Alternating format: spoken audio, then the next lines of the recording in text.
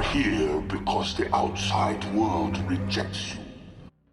Hey everyone, so Ninja Turtles Mutant Mayhem has now been out for a while. It's already landed on streaming, so I think it's safe to say that everyone has already watched it. So today in this video, I want to talk about some details from the movie that potentially set things up for the future. Just some observations that I made watching the movie. Some of these are absolute setups for the future of this new TMNT universe, and others are more just theories that I think could happen in the future. And for those who don't know, there is future installments in this new TMNT continuity that are on the way. An upcoming Paramount Plus series, Tales of the Teenage Mutant Ninja Turtles, has already been greenlit for 2 seasons, and a sequel as well for Mutant Mayhem has also been announced. So they're definitely building up to a lot of things, and that means there's going to be quite a bit to discuss here. So kick back, grab a slice of pizza, and dive into the sewers because we're going to take a look at 8 things Ninja Turtles Mutant Mayhem set up for the future.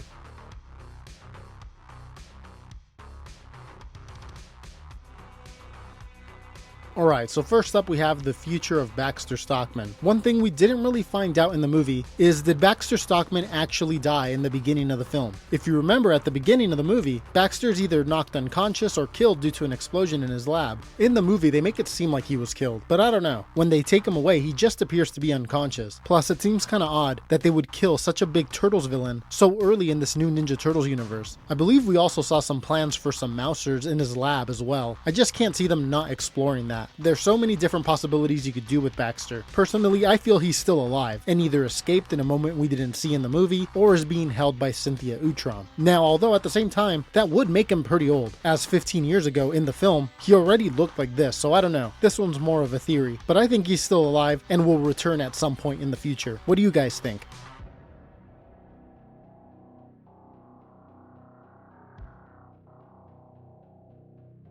Okay, so the next one up is Splinter's origin. The version he tells in the movie begins with him digging through some trash with other rats. The movie makes it seem like he's always been a regular city rat, but something seems off. Splinter says something like he didn't really fit in with the other rats. And if you look just visibly, he doesn't even look like the other rats. The other rats are a different shade of brown, and they look rabid. Splinter, on the other hand, looks cleaner and domesticated, almost like he was someone's pet rat at some point who found himself homeless. Maybe something happened to his master, maybe something having to do with a very dangerous individual, so Splinter doesn't want to tell the Turtles about it, hoping to keep them safe. Maybe. Something to keep an eye on for sure. I did see that some fans found it kind of weird that the Turtles only learned ninjutsu through workout tapes and old martial arts movies. So maybe, yeah, there's more to it, and Splinter also taught them things that he learned from his former master. He does say in the movie that he wanted to teach them how to unlock ancient secrets of ninjutsu. How would a regular city rat even know about any of that stuff if he hadn't seen it somewhere before? Again, this one's a theory like the previous one, but I definitely think there's a big possibility that there's more to Splinter's backstory that hasn't been revealed yet. I can see them diving more into this when Shredder shows up in their lives. We'll see.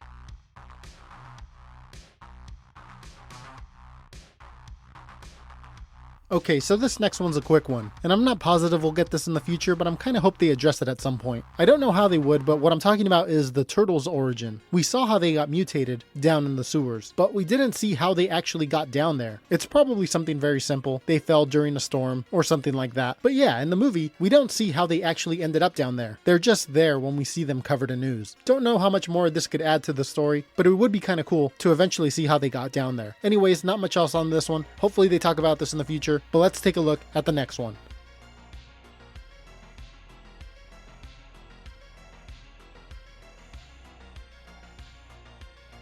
Alright, so this one's kind of quick as well, and something that they've been doing recently with different versions of the Turtles, and that's that one of the Turtles has a crush on April. This time it's Leonardo. The movie sets up that he likes her. Now, currently that's all we have. He does ask her to the dance at the end of the movie, which she does say yes to, but just as friends, she says. So I don't know if that was it, or if they plan on doing more with it. Let me know what you think about this one. Should they keep going with this, or leave it at that? Let's move on.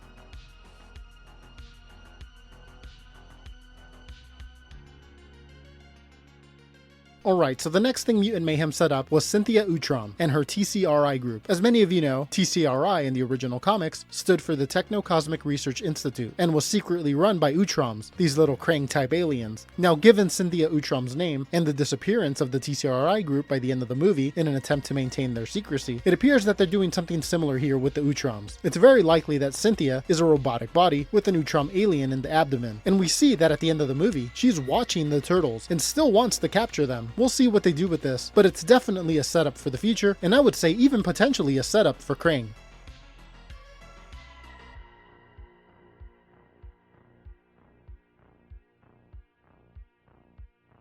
Okay, so one thing this movie sets up for the future is that the other mutants, Bebop, Rocksteady, Leatherhead, Mondo Gecko, Ray Fillet, Wingnut, Scumbug, who's now Splinter's girlfriend by the way, are now all living together down in the sewers. It's an interesting setup because some of these mutants, at least in past versions of the Turtles, are pretty big villains, Bebop and Rocksteady specifically. I wonder if they're ever going to go up against the Turtles again, and how that will play out if it does happen. Anyways, not much else on this one, but yeah, just expect this dynamic of the Turtles and mutants all living together in future installments.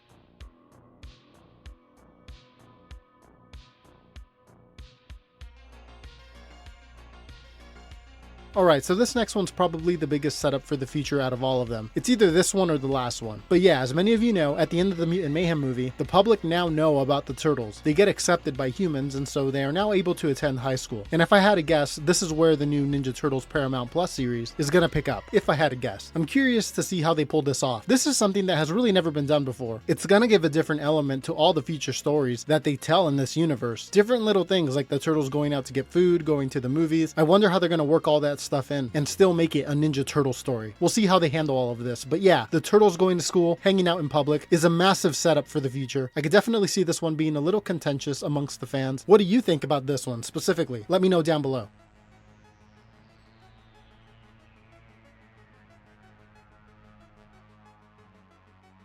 And finally, the last setup, probably the biggest one of them all, was the Shredder setup. At the end of the movie, Cynthia Utrom says that capturing the Turtles is going to be harder than she thought, since now they're out amongst the humans, and they're seen as heroes. This is when the option is presented to her to call in the Shredder. And we get a peek of the Shredder as he watches the city of New York on a rainy night. Now, that's all we know, but it is a big setup. Now, this is me just speculating, but I don't believe we'll see him in the television show. I think the next movie is when he's going to show up, which, as we discussed earlier, has already been greenlit. So we'll see how that goes. But alright everyone, let me know down below, what was your favorite setup from the movie? What are you looking forward to seeing most in this new Ninja Turtles universe? Leave your thoughts down below in the comments section. Also subscribe if you're new to get more videos like this in your life. And remember to follow on all those socials if you haven't already. Links are down below in the description. But that does it for this video. I will see you all in a little bit with another one. Take care. Hey Turtle fans, thanks for watching the video. Don't forget to follow me on all the social media platforms, Twitter, Facebook, Instagram. It's a good way to stay in touch with the channel. And also if you want, go ahead and give the video a share